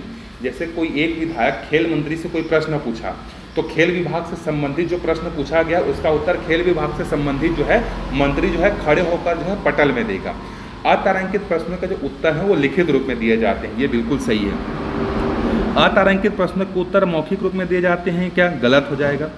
तारांकित प्रश्नों पर पूरक प्रश्न पूछा जा सकता है क्या? बिल्कुल। अगर मैंने एक जो है खेल से संबंधित कोई जो है तारांकित प्रश्न पूछा, मुझे उसका सही उत्तर नहीं मिला या मुझे और उसके बारे में कुछ जानना है, तो मैं उस मंत्री से संबंधित जो है और भी प्रश्न जो है क्या कर सकता हूँ? पूरक प्रश्न जो है उससे पूछ सकता हूँ। ठीक है। फिर उसके बाद आगे है, अतारांकित प्रश्नों पर पूरा प्रश्न पूछा जा सकता है, ये गलत है। अतारांकित प्रश्नों पर एक बार लिखित उत्तर मिल गया फिर उसमें आप दोबारा क्वेश्चन जो है नहीं पूछ सकते हैं। ठीक है। तो 6वां आपका क्या हो जाएगा? गलत हो जाएगा। ठीक है। तो कौन कौन से सही हो गए हैं याद रखिएगा, 2, 3 और 5 ये हो गए हैं। और देखते हैं आगे। उसके बाद है 7वां है, प्रश्न काल में प्रश्नों के उत्तर पर बहस की जा सकती है, ये गलत है। ठीक है। प्रश्नों पर बहस नहीं किया जा सकता, प्रश्न काल में जो है उत्तरों पर बहस किया जाता है। प्रश्न काल में प्रश्नों के उत्तर पर बहस नहीं किया जा सकता, ये सही है। प्रश्न काल में प्रश्नों के उत्तर पर बहस की जा सकती है, ये गलत है। प्रश्न काल में प्रश्नों के उत्तर पर बहस की जा सकती है, जी बिल्कुल सही, उत्तर पर जो है बहस की जा सकता है। तो 2, 3, 5 और ये 8वां वाला जो है क्या हो जाएगा? आपका सही हो जाएगा। चलिए आगे बढ़ते हैं। देखिए अब यहाँ पर थोड़ा सा ट्रिकी प्रश्न पूछा गया है। देखिए, मान लीजिए राज्य विधानसभा की सदस्य संख्या 90 है, 2 स्थान रिक्त हैं। तो 2 स्थान रिक्त हैं मतलब वर्तमान में कितने हैं? 88। बैठक में जो है 86 सदस्य उपस्थित हैं। सदन उपाध्यक्ष के विरुद्ध जो है पदच्युति प्रस्ताव पर विचार कर रहा है। मतदान में प्रस्ताव के पक्ष में, अब देखो 2 लोग इसमें से वोटिंग नहीं किए ना, तो 2 लोग वोटिंग नहीं किए हैं। 88 में से जो है बैठक में जो है क्या है, मतलब 88 लोग टोटल विधानसभा की संख्या है, लेकिन 86 जो है उपस्थित है, मतलब 2 लोग अनुपस्थित हैं। ठीक। सदन के उपाध्यक्ष के विरुद्ध जो है क्या हुआ, संकल्प लाया उसको हटाना है करके। तो अब 86 में से जो 45 मत है वो पक्ष में पड़े और 38 जो है विपक्ष में गए। 3 सदस्यों ने मतदान में भाग नहीं लिया, तो 86 में से अब 3 और घटा दो, तो कितने लोग मतदान में भाग लिए? 83 लोग मतदान में जो है भाग लिए हैं। ठीक है, 83 लोग मतदान में भाग लिए हैं और 45 वोट जो है हाँ में पड़ा है और 38 वोट जो है क्या है, ना में पड़ा है। तो अब क्या होगा, तो यहाँ पर देखिए जो 45 है ये किसको हटाना है, उपाध्यक्ष को हटाना है। तो उपाध्यक्ष को हटाने के लिए सामान्य जो है आधे से अधिक होना चाहिए। तो 83 का आधा कितना हो जाएगा, 42-43 हो जाएगा, 42.43 होगा मान लेते हैं। यहाँ पर तो 45 पड़ा है, तो इसीलिए जो है ये प्रस्ताव क्या हो जाएगा, पारित माना जाएगा, क्योंकि उपाध्यक्ष के लिए ज़्यादा तामझाम की जरूरत नहीं पड़ती है ना। यहीं पर अगर अध्यक्ष होता या कुछ होता तो वहाँ पर 2/3 बहुमत की जरूरत पड़ सकती थी। ठीक है, तो यहाँ पर इसका सही उत्तर क्या हो जाएगा, ए हो जाएगा। चलिए आगे बढ़ते हैं। देखिए 69वें वाले प्रश्न पर, सरपंच के विषय में क्या सही है? उसे अविश्वास प्रस्ताव से हटाया जा सकता है, बिल्कुल सही है। सरपंच को जो है रिकॉल के माध्यम से भी हटा सकते हैं और अविश्वास प्रस्ताव से भी हटा सकते हैं। देखिए यहाँ पर प्रत्यावर्तित मतलब रिकॉल, ये भी सही है। सदस्यों की मांग पर यदि सरपंच 3 अवसरों पर ग्राम पंचायत की बैठक नहीं बुलाता तो उसे पदच्युत किया जा सकता है, ये भी सही है। यदि 3 अवसरों पर ग्राम सभा में गढ़पूर्ति के लिए वह असफल होता है तो उसे पदच्युत किया जाएगा, ये पार्शली गलत है। क्यों? क्योंकि ग्राम सभा में अगर वो 3 बार जो है गढ़पूर्ति पूरा नहीं कर पाता तो उसको 2 मौके और दिए जाएंगे। अगर वो 2 मौके देने के बाद भी पूरा नहीं कर पाता है, मतलब टोटल मिलाकर 5 बार अगर पूरा नहीं कर पाता है, तब उसको हटाने की प्रक्रिया जो है शुरू की जाएगी। तो पहला, दूसरा और तीसरा क्या है, इसमें संबंधित है। चौथा जो है क्या हो जाएगा, गलत हो जाएगा, 2 मौके उसको और मिलेंगे। चलिए 70वें प्रश्न पर आते हैं। देखिए राजस्व प्रशासन में कौन सा सुमेलित नहीं है, मतलब राजस्व प्रशासन में कौन कौन आते हैं? कलेक्टर आता है, अनुविभागीय अधिकारी आता है, तहसीलदार आता है, डिप्टी कलेक्टर जो होता है ये जो है राजस्व प्रशासन के अंतर्गत जो है इसको नहीं गिना जाता है। ठीक है, चलिए आगे बढ़ते हैं अगले प्रश्न पर। देखिए किस विषय में राज्यपाल के लिए मुख्यमंत्री का परामर्श मांगना आवश्यक है? कौन सा ऐसा विषय है जिसमें राज्यपाल अपने मन का नहीं कर सकता? ठीक है, तो एक विधेयक राष्ट्रपति को भेजना है, कोई विधेयक राष्ट्रपति को भेजना है कि नहीं भेजना है, ये राष्ट्रपति के विवेक के ऊपर निर्भर करता है, तो ये तो सही है। ठीक है, राज्य की प्रशासनिक मशीनरी के विषय में केंद्र को प्रतिवेदन भेजना, केंद्र को अब जानकारी भेज सकता है कि राज्य में स्थिति सही है कि नहीं है, ये भी सही है। मंत्रियों के मध्य विभागों का बंटवारा, ये गलत है। अपने मन से कोई भी राज्य का राज्यपाल जो है अपने मन से जो है मंत्रियों के विभागों का बंटवारा नहीं कर सकता। प्रधान जो मुख्यमंत्री होगा, मुख्यमंत्री जिसको जो मंत्री बनाना चाहेगा वो राज्यपाल उसको वही मंत्री का विभाग जो है दे सकता है। तो यहाँ पर परामर्श मानना आवश्यक नहीं है, ये इसका सही उत्तर हो जाएगा। मंत्रियों के मध्य विभागों का क्या है, बंटवारा, मतलब मुख्यमंत्री का परामर्श मानना आवश्यक है, इस मामले में आवश्यक है, बाकी सारे मामलों में आवश्यक नहीं है। तो सी इसका करेक्ट आंसर जो है हो जाएगा। चलिए आगे बढ़ते हैं। देखिए 72वें प्रश्न पर, छत्तीसगढ़ पंचायती राज अधिनियम 1993 के विषय में क्या सही है? देखिए अधिनियम में 13 धाराएं हैं, क्या गलत? पहला ही गलत हो गया, 13 धारा तो है ही नहीं भाई, पहला गलत हो गया ना। 14 धारा है, कौन सा धारा है? 15 धारा, ये बिल्कुल सही है। इसमें 16 दिया, ये भी गलत है, तो आगे पढ़ने की जरूरत ही नहीं है। तो हमारे अधिनियम में जो है क्या है, 15 अध्याय हैं, 132 धाराएं हैं और 4 क्या हैं, अनुसूचियां हैं। ठीक है, तो सी इसका करेक्ट आंसर हो जाएगा। चलिए 73वें प्रश्न पर चलते हैं। देखिए अनुसूचित क्षेत्रों में ग्राम सभा के विषय में क्या सही है? अनुसूचित क्षेत्र की बात की जा रही। देखिए यहाँ पर है प्रत्येक ग्राम में एक ग्राम सभा होगी, ये गलत है। अगर सामान्य क्षेत्र है तो हर गांव में एक ग्राम सभा होगी, लेकिन अगर अनुसूचित क्षेत्र है तो एक ग्राम में एक से अधिक भी जो है क्या हो सकती हैं, ग्राम सभाएं जो हैं हो सकती हैं। अगर एक ग्राम सभा के लोग अलग से मांग करते हैं कि हमें हमारे मोहल्ले में अलग से ग्राम सभा आयोजित करनी है, तो वहाँ पर भी जो है होगा। ठीक है, तो एक गांव में 2, 3, 4 भी हो सकती हैं। चलिए ग्राम सभा की गढ़पूर्ति कुल सदस्यों की 1/3 से होती है, बिल्कुल सही है। बाकी जगह अगर सामान्य क्षेत्र की बात करें तो सामान्य क्षेत्र में गढ़पूर्ति 1/10 होता है, लेकिन अनुसूचित क्षेत्र में गढ़पूर्ति कितना होता है, 1/3 जो है होता है, ये भी सही है। ग्राम सभा की गढ़पूर्ति 1/4 से होती है, क्या गलत? ग्राम सभा की बैठकों की अध्यक्षता सरपंच करता है क्या? गलत। सामान्य क्षेत्रों की अध्यक्षता सरपंच करता है, लेकिन अनुसूचित क्षेत्र की जो अध्यक्षता है वो ग्राम सभा के बीच में से कोई भी एक व्यक्ति जो है क्या होगा, वही उसकी अध्यक्षता करेगा। तो दूसरा और तीसरा सही है, चौथा गलत है, पांचवा गलत है। ग्राम सभा की बैठकों की अध्यक्षता सरपंच नहीं करता है, बिल्कुल सही है। उस समय जो भी व्यक्ति उपस्थित रहेगा उसमें से ग्राम सभा के लोग आपस में क्या करेंगे, चुनाव करके उसको हमेशा क्या बनाया जाएगा, ग्राम सभा का अध्यक्ष जो है बनाया जाएगा, और वो हमेशा अनुसूचित जनजाति का ही होगा, एसटी का ही होगा। तो दूसरा सही है, तीसरा सही है और छठवां सही है। तो देखते हैं ऑप्शन है कि नहीं है, दूसरा, तीसरा और छठवां। ठीक है, बिल्कुल सही है। आगे बढ़ते हैं। देखिए, सूखे से निपटने के लिए योजनाओं का किस स्तर पर तैयार किया जाता है? तो सूखे से निपटने के लिए जो है विकासखंड स्तर पर जो है क्या किया जाता है, योजनाएं जो है बनाई जाती हैं। चलिए फिर से आगे आगे कूट वाले प्रश्न पर देखिए, जनपद पंचायत के विषय में क्या सही है? इस तरह के प्रश्नों में जो है आप देख लीजिएगा सही पूछ रहा है कि गलत पूछ रहा है। कई बार हम लोगों से ऐसी मिस्टेक हो जाती है, तो यहाँ पर कौन सा सही है ये पूछ रहा है। देखिए, इसकी अधिकतम सदस्य संख्या न्यूनतम संख्या 15 से 30 हो सकती है क्या? गलत है, ये गलत है, बिल्कुल गलत है। पहला स्टेटमेंट सही है। इसमें सदस्यों की संख्या 10 से 25 हो सकती है, बिल्कुल सही है। ग्राम सभा में सदस्यों की संख्या कितनी होती है? 10, ग्राम सभा बोलता हूँ, ग्राम पंचायत में 10 से 20 होती है। जनपद में कितनी होती है? 10 से 25 होती है। जिला में कितनी होती है? 10 से 35 होती है। ठीक है, तो दूसरा स्टेटमेंट इसका सही हो जाएगा। इसमें वार्ड से निर्वाचित व्यक्ति सदस्य बनते हैं। ये वार्ड से निर्वाचित, जनपद अलग अलग क्षेत्रों में बटा तो रहता है लेकिन उसको वार्ड बोलते हैं कि नहीं, चलिए ऑप्शन से देखते हैं। आगे इसको अभी छोड़ देते हैं। इसमें 25% सरपंच पदेन सदस्य होते हैं, गलत है। इसमें 20% सरपंच जो होते हैं, आने वाले जनपद पंचायत के जितने भी ग्राम पंचायत के जो सरपंच होते हैं, एक एक साल के लिए जो है 20% सरपंच इसके सदस्य बनते हैं। इसमें जिला पंचायत के कुछ सदस्य मनोनीत किए जाते हैं कि? बिल्कुल नहीं, इसमें कोई मनोनीत नहीं किया जाता। भले ही विकलांग व्यक्ति जो होते हैं उनको जो है एक महिला और एक पुरुष का मनोनयन होता है, और जो विधायक होते हैं जिनका क्षेत्र पूर्णतः या अंशतः आता है वो इसके जो है सदस्य जो है बन सकते हैं। तो 2 और 5 तो सही है, तो 2 और 5 देखते हैं। 2 और 5, तो 2 और 5 तो कहीं नहीं दिख रहा है, तो 2 और 5 यहाँ दिख रहा है, मतलब तीसरा स्टेटमेंट सही है। जनपद जो क्षेत्र होता है उसको वार्डों में बांटा जाता है ऐसा मान सकते हैं, जबकि वो जनपद क्षेत्र कहलाता है, तो पार्शियली सही मान सकते हैं। तो डी इसका सही उत्तर जो है हो जाएगा। चलिए आगे बढ़ते हैं। देखिए अगले प्रश्न पर, एक जिले की जनसंख्या 40 लाख है, उस जिले में जिला पंचायत की सदस्य संख्या क्या होगी? जबकि 50,000 की जनसंख्या पर एक प्रतिनिधि जो है किया जाता है। तो कुछ भी हो, हमें मतलब नहीं है भाई जिला पंचायत में अधिकतम कितना हो सकता है, 35 ही तो हो सकता है, जनसंख्या कितना भी हो।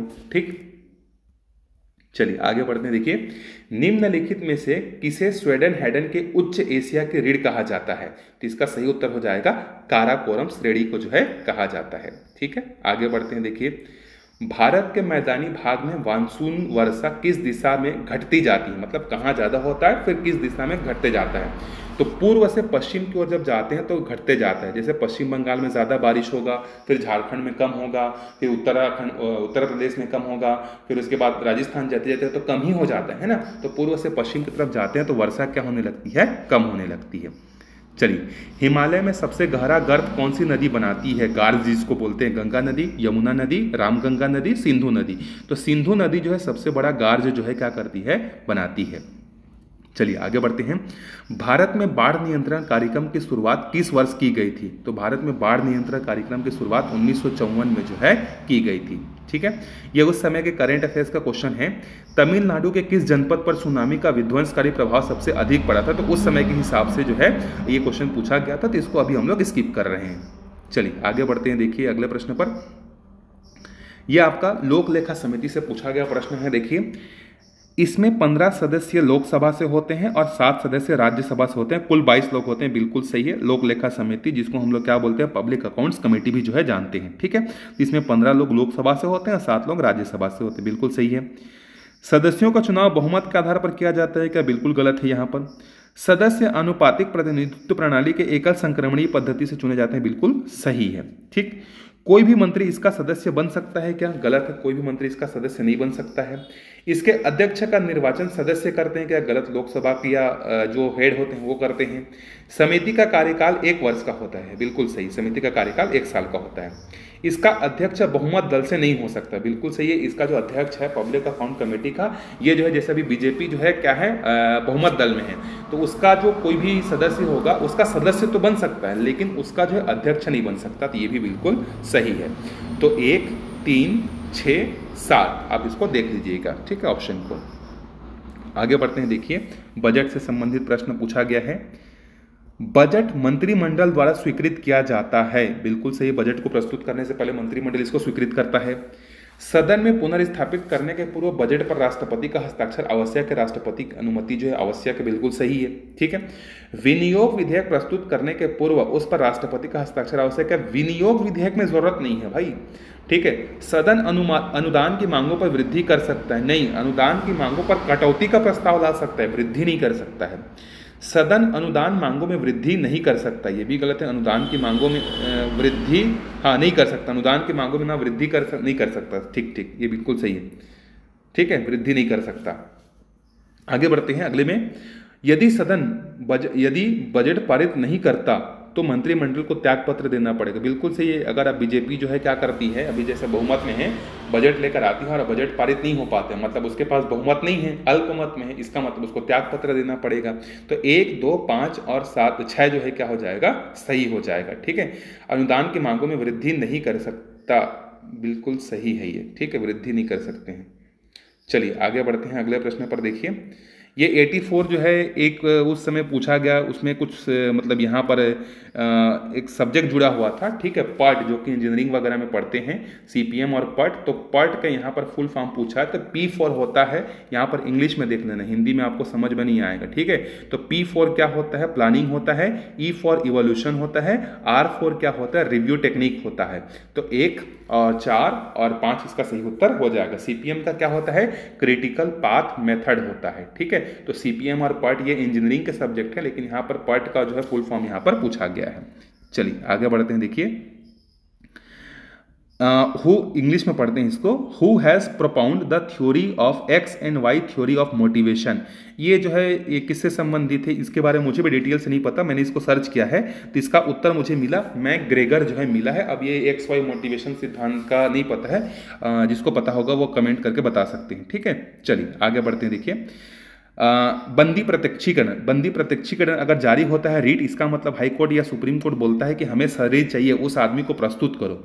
परमादेश लेख का मतलब होता है कि हम ऑर्डर करते हैं भाई। अधिकार परीक्षा, अगर कोई सुप्रीम कोर्ट किसी हाई कोर्ट या किसी डिस्ट्रिक्ट कोर्ट के अगेंस्ट में जो अधिकार परीक्षा जारी करता है, इसका मतलब तुमने ये डिसीजन या ये बात कैसे सुनी, किस अधिकार से सुना या किस अधिकार से ये काम किया। उत्प्रेषण लेख का मतलब होता है कि पूर्णतः सूचित कीजिए। तो अब इसमें से देख लीजिए, 1 का कौन सा मैचिंग हो रहा है, 4, 2 का 1, 3 का 2 और 4 का जो है 3, ये जो है मैचिंग जो है हो रहा है, ठीक है। चलिए आगे बढ़ते हैं। देखिए, अब ये लुथिर गुलिक, ये मुझे भी नहीं पता है इसका आंसर, जिसको मालूम होगा कमेंट करके बता सकते हैं। 87 के ये दुनिया भर का दिया हुआ है, मुझे इसका आंसर जो है नहीं मिला है, ठीक है। चलिए आगे बढ़ते हैं 88 वाले क्वेश्चन पर। देखिए, पद को जो है यहाँ पर क्या करना है, हमें जो है बताना है, हायरार्की बतानी है, ठीक है। तो सबसे पहले कौन आएगा, हमारे प्रमुख सचिव या मुख्य सचिव आएंगे। मुख्य सचिव के बाद होते हैं अतिरिक्त मुख्य सचिव, लेकिन अतिरिक्त मुख्य सचिव का ऑप्शन यहाँ पर नहीं दिया, तो दूसरे में कौन हो जाएंगे, मुख्य सचिव हो जाएंगे। तीसरे नंबर पर कौन आएंगे, सचिव आएंगे। चौथे नंबर पर कौन आ जाएंगे, चौथे नंबर पर संयुक्त सचिव आएंगे, ठीक है। फिर उसके बाद 5वें नंबर पर कौन आएंगे, उप सचिव आएंगे। और 6वें नंबर पर कौन आएंगे, अवर सचिव आएंगे। तो इसमें मिला लीजिए, मैंने यहाँ पर आंसर जो है बता दिया है, ठीक है। अच्छा, एक और चीज़ बताना भूल गया मैं, इसका जो पीडीएफ है आप मेरे टेलीग्राम चैनल पर जाकर जो है इसका डाउनलोड कर सकते हैं, जहां पर मैं आंसर जो है हाईलाइट कर दूंगा और वहां से आप डाउनलोड करके इसको पढ़ सकते हैं। तो टेलीग्राम चैनल का नाम है CGPSC व्यापम प्रीप करके आप सर्च करिएगा, आपको मिल जाएगा। चलिए आगे बढ़ते हैं। ये उस समय के करंट अफेयर्स का अगेन क्वेश्चन है, लेकिन देख लेते हैं। इस्लामिक सहयोग ऑर्गेनाइजेशन या इस्लामिक सहयोग संगठन के विषय में क्या सही है, तो इसमें हमको सही बताना है। देखिए, यह मुस्लिम देशों का संगठन है, बिल्कुल सही है। इसमें विश्व के जो है 57 देश शामिल है, मतलब यूनाइटेड नेशन के बाद सबसे बड़ा जो ऑर्गेनाइजेशन है ये यही है, तो दूसरा भी सही है। इन 57 देशों में से 56 देश संयुक्त राष्ट्र संघ के सदस्य हैं, बिल्कुल सही है। इसकी स्थापना जो है 1965 में हुई थी क्या? ये गलत है, 1965 में नहीं हुई थी, ये 1970-72 के आसपास हुई थी। भारत इसका सदस्य बनना चाहता है? नहीं। पाकिस्तान इसका उपसभापति चुना गया है, ये उस समय के बाद से पूछा जा रहा है, तो उस समय के हिसाब से ये बिल्कुल सही है। चलिए आगे बढ़ते, देखिए ये फिर से 2019 का जो है करंट अफेयर्स का क्वेश्चन है। इथोपिया विमान दुर्घटना, इसको छोड़ देते हैं हम लोग, ठीक है। चलिए, निम्न में से विधायन के संदर्भ में क्या सुमेलित नहीं है, कौन सा गलत है, ये हमको बताना है। मतदान की उम्र 18 वर्ष की गई, बिल्कुल सही है। एक उम्मीदवार अधिकतम 2 निर्वाचन क्षेत्र से चुनाव लड़ सकता है, बिल्कुल सही है। अगर दोनों को जीत जाता है तो उसको 14 दिन के भीतर में जो है क्या करना पड़ेगा, एक को खाली करना पड़ेगा। दल बदल निषेध अधिनियम लागू है, बिल्कुल सही है। उम्मीदवार अपने आपराधिक रिकॉर्ड की घोषणा करे, ये नहीं है, ये उसमें शामिल जो है नहीं है। चलिए आगे बढ़ते हैं 92वें प्रश्न पर। सूचना का अधिकार क्या है? तो सूचना का अधिकार आपका फंडामेंटल राइट नहीं है, याद रखना, ये आपका लीगल राइट है, ये कानूनी अधिकार है, ठीक है। अब ये फिर से करंट अफेयर्स पूछ दिया गया, जैसे मोहम्मद का, इसको हम लोग छोड़ देते हैं आगे। ये भी करंट अफेयर्स का क्वेश्चन है, ये भी करंट अफेयर्स का क्वेश्चन है। ये जितने भी करंट अफेयर्स के क्वेश्चन हैं इसको जो है मैं छोड़ दे रहा हूँ, क्योंकि ये 2016 के आधार पर ही है, तो 2016 के आधार पर करंट अफेयर्स का हमें कोई मतलब नहीं है। चलिए आगे बढ़ते हैं, देखिए संविधान में क्या नहीं लिखा गया है, भारतीय संविधान में। तो भारतीय शासन व्यवस्था फेडरल होगी, ये नहीं लिखा गया, बिल्कुल सही है। भारत शासन व्यवस्था संसदीय होगी, ये भी नहीं लिखा गया है। भारत में राष्ट्रपति संवैधानिक प्रधान होगा, ये भी नहीं लिखा गया है। प्रधानमंत्री मंत्रिमंडल का अध्यक्ष होगा, मंत्रिमंडल का अध्यक्ष नहीं, मंत्रिमंडल का प्रमुख होगा, ये तो कहा गया है। तो मेरे ख्याल से इसमें तीसरा या चौथा में से कोई एक जो है इसका सही जो है होना चाहिए, ठीक है, एक बार देख लीजिएगा। चलिए आगे बढ़ते हैं, देखिए अगला प्रश्न पूछा जा रहा है यहाँ पर, नव निर्वाचन के बाद नगर पंचायत के प्रथम सम्मेलन के विषय में क्या सही है? यह प्रथम सम्मेलन निर्वाचन अधिसूचना के प्रकाशन के 15 दिनों के भीतर बुलाया जाता है, ये स्टेटमेंट जो है क्या सही है? ये नहीं, गलत हो जाएगा, ठीक है। इस सम्मेलन की अध्यक्षता डिप्टी कलेक्टर करता है, क्या? गलत हो जाएगा। इस सम्मेलन की अध्यक्षता तहसीलदार करता है, बिल्कुल सही है। इस सम्मेलन में अध्यक्ष और सदस्य शपथ लेते हैं, ये भी सही है। इसके बाद सदस्य उपाध्यक्ष का निर्वाचन करते हैं, ये भी सही है। उपाध्यक्ष के निर्वाचन में समान मत आने पर जो है क्या किया जाता है, और जो अध्यक्षता कर रहा होता है वो लॉट निकालता है, मतलब वो अपना मत दे सकता है, ये भी सही है। तो 3, 4, 5, 6 जो है क्या हो जाएगा, इसका सही जो है हो जाएगा, ठीक है। निर्णायक मत नहीं, मत के समान होने के अवसर पर हमेशा लॉट निकाला जाता है, याद रखिए। लॉट कब निकालते हैं? जब चुनाव में जो है समान मत आ जाता है तभी लॉट निकाला जाता है, ठीक है। तो ये हो जाएगा इसका सही आंसर, 2, 3, 5 और 7 इसका सही उत्तर हो जाएगा। चलिए अब फिर से ये तो मैचिंग कर सकते हैं। ग्राम पंचायत में कितने होते हैं, मैंने आपको बता दिया था, 10 से कितने होते हैं, 20 होते हैं। जनपद में कितने होते हैं, 10 से 25 होते हैं। जिला में कितने होते हैं, 10 से 35 होते हैं। और नगर पंचायत में कितने होते हैं, 15 से 40 होते हैं। तो इसको आप आराम से मैचिंग कर सकते हैं। चलिए, भारत में संघीय व्यवस्था है, क्योंकि यहाँ पर संघीय व्यवस्था क्यों है भाई? पहला, शक्तियों का विकेंद्रीकरण है, बिल्कुल, केंद्र और राज्यों के बीच में वितरण है। राज्य सरकारों का अस्तित्व है, बिल्कुल सही है। लिखित और कठोर संविधान है, बिल्कुल सही है। राष्ट्रपति का पद निर्वाचित होता है, ये इसका कोई कारण नहीं है। इसका कारण है राष्ट्रपति जो पद का निर्वाचन होता है ये हमारा गणतंत्र का कारण है, हमारे भारत देश का जो है रिपब्लिक होने का कारण है, संघीय व्यवस्था का कारण नहीं है। तो यहाँ पर 3 जो है इसका सही उत्तर हो जाएगा। ये फिर उस समय के करंट अफेयर्स के आधार पर पूछा गया क्वेश्चन है, उसको छोड़ते हैं और आगे बढ़ते हैं 104वें प्रश्न पर। जिला पंचायत का अध्यक्ष यदि निलंबित हो जाए तो क्या होगा? तो जिला पंचायत का अध्यक्ष निलंबित हो जाता है तो जब तक वो फिर से पद ग्रहण नहीं करता या जब तक नया चुनाव, मतलब नए अध्यक्ष का चुनाव नहीं हो जाता, तब तक जो है क्या करेंगे, स्थापन अध्यक्ष का जो है सदस्य चुनाव जो है करेंगे। किसे प्रत्यावर्तित किया जा सकता है? देखिए, तो पंचायती राज में जो है पंच को किया जा सकता है और सरपंच को किया जा सकता है। तो यहाँ पर इसका सही उत्तर हो जाएगा पंच हो जाएगा, सरपंच हो जाएगा। इसके अलावा अगर हम लोग बात करें तो नगर पालिका परिषद का जो अध्यक्ष होता है इसको भी किया जा सकता है। तो 1, 3 और 7 इसका सही उत्तर हो जाएगा, ठीक है। चलिए आगे बढ़ते हैं। देखिए, एक अनुसूचित क्षेत्र में ग्राम सभा की बैठकों की अध्यक्षता कौन करता है? ये मैंने बता दिया था, ग्राम सभा में उपस्थित कोई भी व्यक्ति जो अनुसूचित जनजाति का है उसमें से चुनाव करके जो है उसकी अध्यक्षता जो है उसको दे दी जाती है। आगे बढ़ते हैं। देखिए अगला है, नगर पालिका परिषद के सम्मेलनों में किसे मत देने का अधिकार जो है नहीं होता है। तो देखिए, मत देने का अधिकार किसको किसको नहीं होगा, अध्यक्ष तो होगा, उपाध्यक्ष को भी होगा, वार्ड पार्षद को भी होगा। राज्य शासन द्वारा जो मनोनीत व्यक्ति होते हैं उसको मत देने का अधिकार नहीं है। लोकसभा विधानसभा के सदस्यों को भी नहीं है। और राज्य विधानसभा के जो सदस्य हैं, राज्यसभा का जो परिषद के पदेन सदस्य हैं, ये भी सही है, ये तीनों को नहीं है। बाकी ऊपर के तीनों को है, नीचे के तीनों को मत देने का अधिकार नहीं है। चलिए, मान लीजिए एक जिला पंचायत की सदस्य संख्या 32 है, 2 स्थान रिक्त हैं। पंचायत में उपाध्यक्ष के विरुद्ध अविश्वास प्रस्ताव पारित हुआ। मतदान में 19 मत प्रस्ताव के पक्ष में पड़े और 9 मत विरोध में आए। 2 सदस्यों ने मतदान नहीं किया। तो 32 में से 2 सीट तो खाली है, तो कितने बच गए, 30 बचे। ठीक है, अब 30 बचे, 30 में से जो है 19 जो है मतदान के पक्ष में आए। तो देखो, इसका 2/3 निकालना पड़ेगा हमें। ठीक है, इसमें 2/3 चलता है, तो 2/3 कितना होगा, 20 चलेगा ना। तो 20 लोग तो है ही नहीं, 19 लोग आ गए, मतलब यहाँ पर ये जो है क्या होगा, प्रस्ताव पारित नहीं होगा। ठीक, चलिए आगे बढ़ते हैं अगले प्रश्न पर। यदि ग्राम पंचायत में सरपंच का चुनाव लंबित है, अगर चुनाव का लंबित है तो पंच जो है क्या करेंगे, अपने बीच में से क्या करेंगे, सरपंच का चुनाव जो है कर लेंगे, लंबित है तो। यदि ग्राम पंचायत की ग्राम सभाओं के मध्य मतभेद हो तो संयुक्त सम्मेलन बुलाया जाएगा। ठीक है, लेकिन अगर 2 पंचायतों के मध्य में है तो राज्य सरकार उसका सुलह करवाएगा। अगर ग्राम पंचायत और छावनी बोर्ड के मध्य में है तो क्या करवाया जाएगा, केंद्र सरकार के अनुमोदन से राज्य सरकार उनके बीच का सुलह करवाएगा। ठीक, चलिए देखिए, एक ग्राम पंचायत के लिए चुनाव 10 जनवरी 2016 को हुआ। इसका प्रथम सम्मेलन से ही काउंट होता है, याद रखिएगा। चुनाव परिणाम चुनाव के दिन से नहीं होता। तो पहला बैठक हुआ है 24 जनवरी 2016 को। तो इससे आप 5 साल गिन लीजिए, 5 साल इसका कार्यकाल होगा।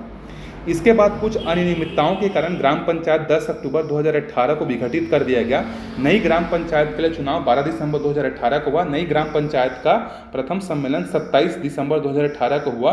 नवगठित ग्राम पंचायत की अवधि क्या होगी, उससे मतलब नहीं। पहली बार चुनाव कब हुआ है, 24 जनवरी 2016। तो 2016 में 5 साल आप जोड़ दीजिए, 5 साल जोड़ने के बाद जो आएगा 2021, तो 24 जनवरी 2021 को जो है इसका अवधि होगा। बीच में कुछ भी होगा उससे मतलब नहीं है। चलिए आगे बढ़ते हैं। देखिए अगला प्रश्न है, नगर पालिका परिषद के अध्यक्ष को कैसे पदच्युत किया जा सकता है।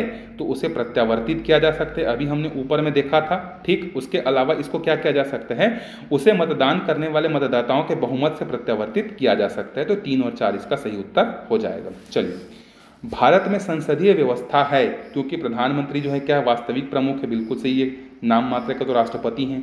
मंत्री परिषद में सामूहिक उत्तरदायित्व तो है, बिल्कुल विधायिका के प्रति या लोकसभा के प्रति सामूहिक उत्तरदायी है। मंत्री परिषद लोकसभा के प्रति उत्तरदायी है, बिल्कुल है। राष्ट्रपति का पद निर्वाचित है, ये इसका कारण नहीं है। राष्ट्रपति का पद निर्वाचित है, इसका कारण है कि इंडिया एक रिपब्लिक कंट्री है। तो यहाँ पर 4 जो है नहीं आएगा, 1, 2, 3 जो है इसका सही उत्तर हो जाएगा। चलिए आगे बढ़ते हैं। क्या सही है, राष्ट्रपति का कार्यकाल 5 साल का है, बिल्कुल सही। उपराष्ट्रपति का भी 5 साल है। लोकसभा का कार्यकाल 5 साल का। राज्यसभा का कार्यकाल जो है 6 वर्ष नहीं है, ये कोई फिक्स नहीं है, ये निरंतर चलने वाली सभा है। लोकसभा के सदस्यों का कार्यकाल अगर 6 साल है बोलता तो बिल्कुल सही होता है। लोकसभा कार्यकाल 5-6 साल का थोड़ी होता है, वो तो निरंतर चलने वाली संस्था है ना। हर 2 साल में जो है 1/3 सदस्य क्या होते हैं, बाहर निकलते जाते हैं। तो चौथा स्टेटमेंट गलत है, 1, 2, 3 इसका सही स्टेटमेंट जो है हो जाएगा। चलिए आगे बढ़ते हैं। देखिए अगला प्रश्न है, नगर पालिका परिषद के सपरिषद अध्यक्ष के विषय में क्या सही है। इसे अध्यक्ष, इसमें 1 अध्यक्ष और 7 परिषद होते हैं, बिल्कुल सही है, पहला स्टेटमेंट सही है। सदस्य परिषद के द्वारा चुने जाते हैं, नहीं अध्यक्ष के द्वारा चुने जाते हैं। सदस्य जो होते हैं अध्यक्ष के प्रसाद पर्यंत तक बने रहते, यही चुनता है, किसी के प्रसाद पर्यंत तक रहेंगे ना। अध्यक्ष इसके पदेन सभापति होते हैं, बिल्कुल सही है। अध्यक्ष की अनुपस्थिति में उपाध्यक्ष इसकी बैठक की अध्यक्षता करते हैं, बिल्कुल गलत है। तो यहाँ पर 1, 3 और 4 सही है। ठीक है, थोड़ा फास्ट करते हैं, वीडियो काफ़ी लंबा हो गया। चलिए आगे देखते हैं। यहाँ पर नगर पालिका परिषद के उपाध्यक्ष की पदच्युति, इसमें से बहुत लंबा चौड़ा है। देखिए इसका सही उत्तर मैं आपको बता दे रहा हूँ। इसका सही आंसर जो है सी जो है इसका सही आंसर हो जाएगा। 1, 2, 5 और कौन सा सही हो जाएगा, 7 जो है सही हो जाएगा। इसमें आप देख लीजिएगा, एक बार वीडियो को पॉज करके मैं फिर से यहाँ पर आपको बता दे रहा हूँ। ठीक है, एक बार पढ़ लीजिएगा आराम से।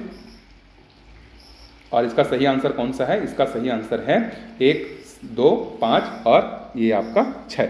ठीक है, चलिए आगे बढ़ते हैं। देखिए नगर पालिका परिषद की अवधि की गणना, चाहे नगर पालिका हो, नगर परिषद हो, ग्राम पंचायत हो, जिला पंचायत हो, सबके जो है अवधि की गणना जो है पहली बैठक से जो है की जाती है। तो डी इसका सही आंसर हो जाएगा। चलिए आगे बढ़ते हैं। नगर पालिका परिषद के एक पार्षद को अगर हटाना है तो पार्षद को कौन हटाएगा? कलेक्टर हटा सकता है। ठीक है, चलिए आगे बढ़ते हैं। नगर पालिका परिषद के प्रथम सम्मेलन की अध्यक्षता कौन करता है? कलेक्टर द्वारा नियुक्त एक अधिकारी जो है क्या करता है? इसकी अध्यक्षता जो है करता है। तो सी इसका सही आंसर हो जाएगा। चलिए आगे बढ़ते हैं। देखिए अगले प्रश्न पर 120वां प्रश्न है, नगर पालिका परिषद के विषय में क्या सही है, इसके बारे में आपको बताना है। देखिए, अध्यक्ष को प्रत्यावर्तित किया जा सकता है, यह स्टेटमेंट बार बार आया है, बिल्कुल सही है। अध्यक्ष को उपाध्यक्ष को प्रत्यावर्तित नहीं कर सकते। समस्त पार्षद और अध्यक्ष अनुविभागीय अधिकारी के समक्ष पद की शपथ लेते हैं, बिल्कुल सही है। परिषद की गणपूर्ति 1/3 सदस्यों से होती है, बिल्कुल सही है। तो 1, 3 और 4 सही है, बाकी जो है यहाँ पर गलत है। ग्राम पंचायत में जो है ये गणपूर्ति आधी होती है, बाकी में सब में 1/3 जो है होती है। ठीक है। उपाध्यक्ष के चुनाव में अध्यक्ष निर्णायक मत का उपयोग करता है? नहीं, मत बराबर होने से लॉट निकाला जाता है। तो यहाँ पर कौन सा सही है? 1, 3 और 4 जो है इसका सही उत्तर हो जाएगा।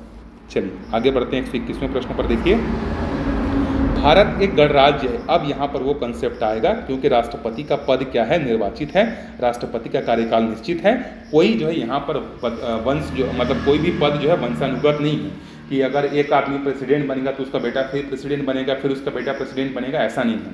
यहाँ पर जो है 3, 4 और 5 क्या हो जाएगा? इसका सही उत्तर जो हो जाएगा। रिपब्लिक होने का कारण ये है। चलिए आगे बढ़ते हैं। देखिए फिर से यहाँ पर लंबा प्रश्न दिया हुआ, नगर पालिका परिषद के विषय में क्या सही है?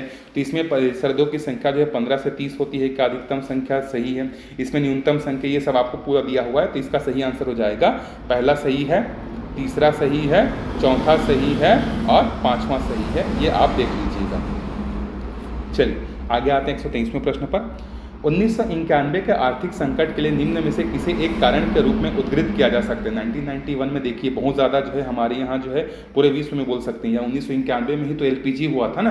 तो इसमें जो है कौन सा कारण जो है यहाँ पर मतलब मुख्य कारण जिसको मान सकते हैं, तो बाह्य ऋण का उच्च स्तर। ठीक है, ज़्यादा ऋण होने के कारण, एक्सटर्नल डेब्ट के कारण जो है स्थिति जो है हुई थी। राष्ट्रीय बीज नीति जो है कब शुरू किया गया था? तो 2002 में जो है शुरू किया गया था। ठीक है। भूरी क्रांति किससे संबंधित है? तो ये भूरी क्रांति आपका उर्वरक या खाद से जो है क्या है? संबंधित है। ठीक है। विश्व व्यापार संगठन के अंतर्गत कृषि सब्सिडी जो न्यूनतम अथवा व्यापार में व्यवधान का कारण नहीं है, किस बॉक्स में रखा जाता है? 3 बॉक्स होते हैं वहाँ पर, आपको मालूम होगा। अंबर बॉक्स होता है, ब्लू बॉक्स होता है, ग्रीन बॉक्स होता है। तो ग्रीन बॉक्स में सब्सिडी वाली चीज़ों को जो है रखा जाता है। ठीक है। चलिए आगे बढ़ते हैं। देखिए इसमें संथाल विद्रोह जो है उसके नेता कौन थे? तो संथाल विद्रोह के नेता थे सिद्धू एवं कान्हू थे। ठीक है। भील विद्रोह के नेता कौन थे? त्र्यंबक जी तिंगला थे। ठीक है। रामसो विद्रोह के कौन थे? चित्तर सिंह थे। और मुंडा विद्रोह के कौन थे? बिरसा मुंडा थे। ठीक है।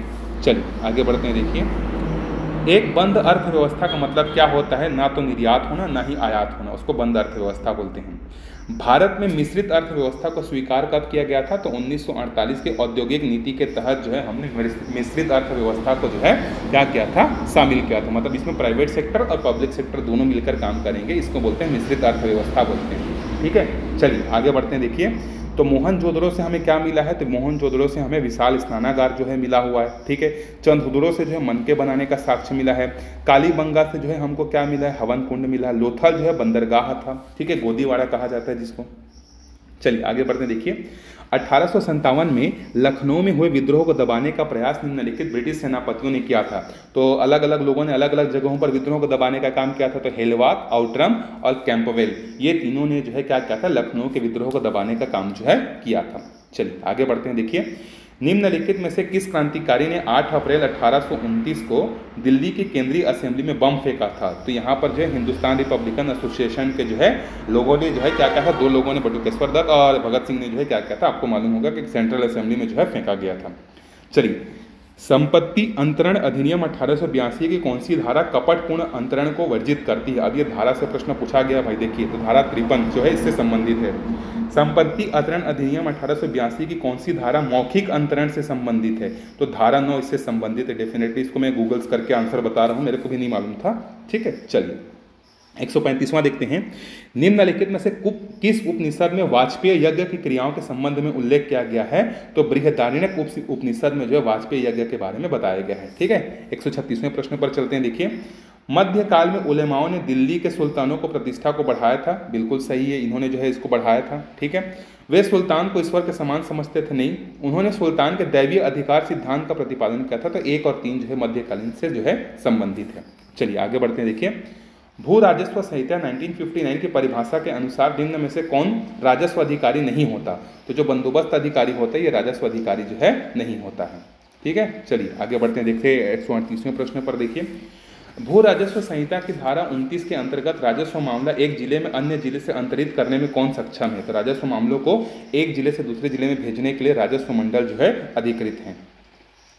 भारतीय दंड संहिता की कौन सी धारा हत्या को परिभाषित करती है? उस समय जो है ये फिर आईपीसी की धारा इसकी उससे संबंधित है, सीआरपीसी से संबंधित है, जबकि अभी जो है बीएनएस और बीएनएसएस जो है आ गया है, तो इसको हम लोग स्किप कर देते हैं। चलिए आगे बढ़ते हैं। देखिए, एक व्यक्ति स्वयं कोई अपराध कारित नहीं करता, वह अन्य व्यक्ति की मदद या सहायता करता है, तो उसको क्या कहा जाता है? उसको कहा जाता है अबेटमेंट या दुष्प्रेरण कहा जाता है उसको। वह दोषी है किसका? दुष्प्रेरण का, ठीक है।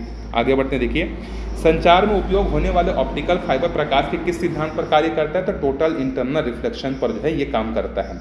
विक्रम साराभाई अंतरिक्ष केंद्र जो है कहाँ पर है? तो ये आपका तिरुवनंतपुरम केरला में है। केरला मतलब थुम्बा स्पेसिफिक कहा जाए तो, ठीक है। जो हमारा कंप्यूटर सिस्टम है किस पर काम करता है? 0 और 1 मतलब बाइनरी सिस्टम पर जो है काम करता है। निम्नलिखित में से कौन सा अंग हार्डवेयर नहीं है? तो हार्डवेयर कौन सा नहीं है? ऑपरेटिंग सिस्टम, जिसको हम लोग छू नहीं सकते, ठीक है। आगे बढ़ते हैं। देखिए, कौन सा आविष्कार जो है यहाँ पर सही जोड़ी है? तो चरक ने किसका आविष्कार किया था? आयुर्वेद, ये बिल्कुल सही है, बाकी सब गलत है यहाँ पर, ठीक है, आप देख लीजिएगा। आगे बढ़ते हैं। सीएफसी का फुल फॉर्म क्या होता है? क्लोरोफ्लोरोकार्बन होता है सीएफसी का फुल फॉर्म, ठीक। भोपाल गैस दुर्घटना किससे हुआ था? मिथाइल आइसोसाइनेट के रिसाव के कारण से जो है हुआ था, ठीक है। पृथ्वी दिवस कब मनाया जाता है? तो पृथ्वी दिवस जो है हर साल 22 अप्रैल को जो है मनाया जाता है, ठीक है। आगे बढ़ते हैं। फ्लोराइड जो कि फ्लोरोसिस का कारण है, ये फ्लोराइड किसमें पाया जाता है? पानी में पाया जाता है, भूमिगत जल स्रोत में जो है पाया जाता है। चलते हैं आखिरी प्रश्न पर। देखिए, सबसे अधिक जो है परिसंकट में अपशिष्ट है, तो सबसे ज़्यादा जो है आपका प्लास्टिक है और चिकित्सीय अपशिष्ट दोनों होंगे यहाँ पर। तो यहाँ पर हमारे 150 क्वेश्चन जो है कंप्लीट होते हैं। आने वाले समय में जो है और भी सीएमओ से रिलेटेड जो क्वेश्चन हैं वो जो है आपको प्रैक्टिस जो है कराया जाएगा। मिलते हैं अगले वीडियो में, तब तक के लिए अच्छे से पढ़ते रहिए।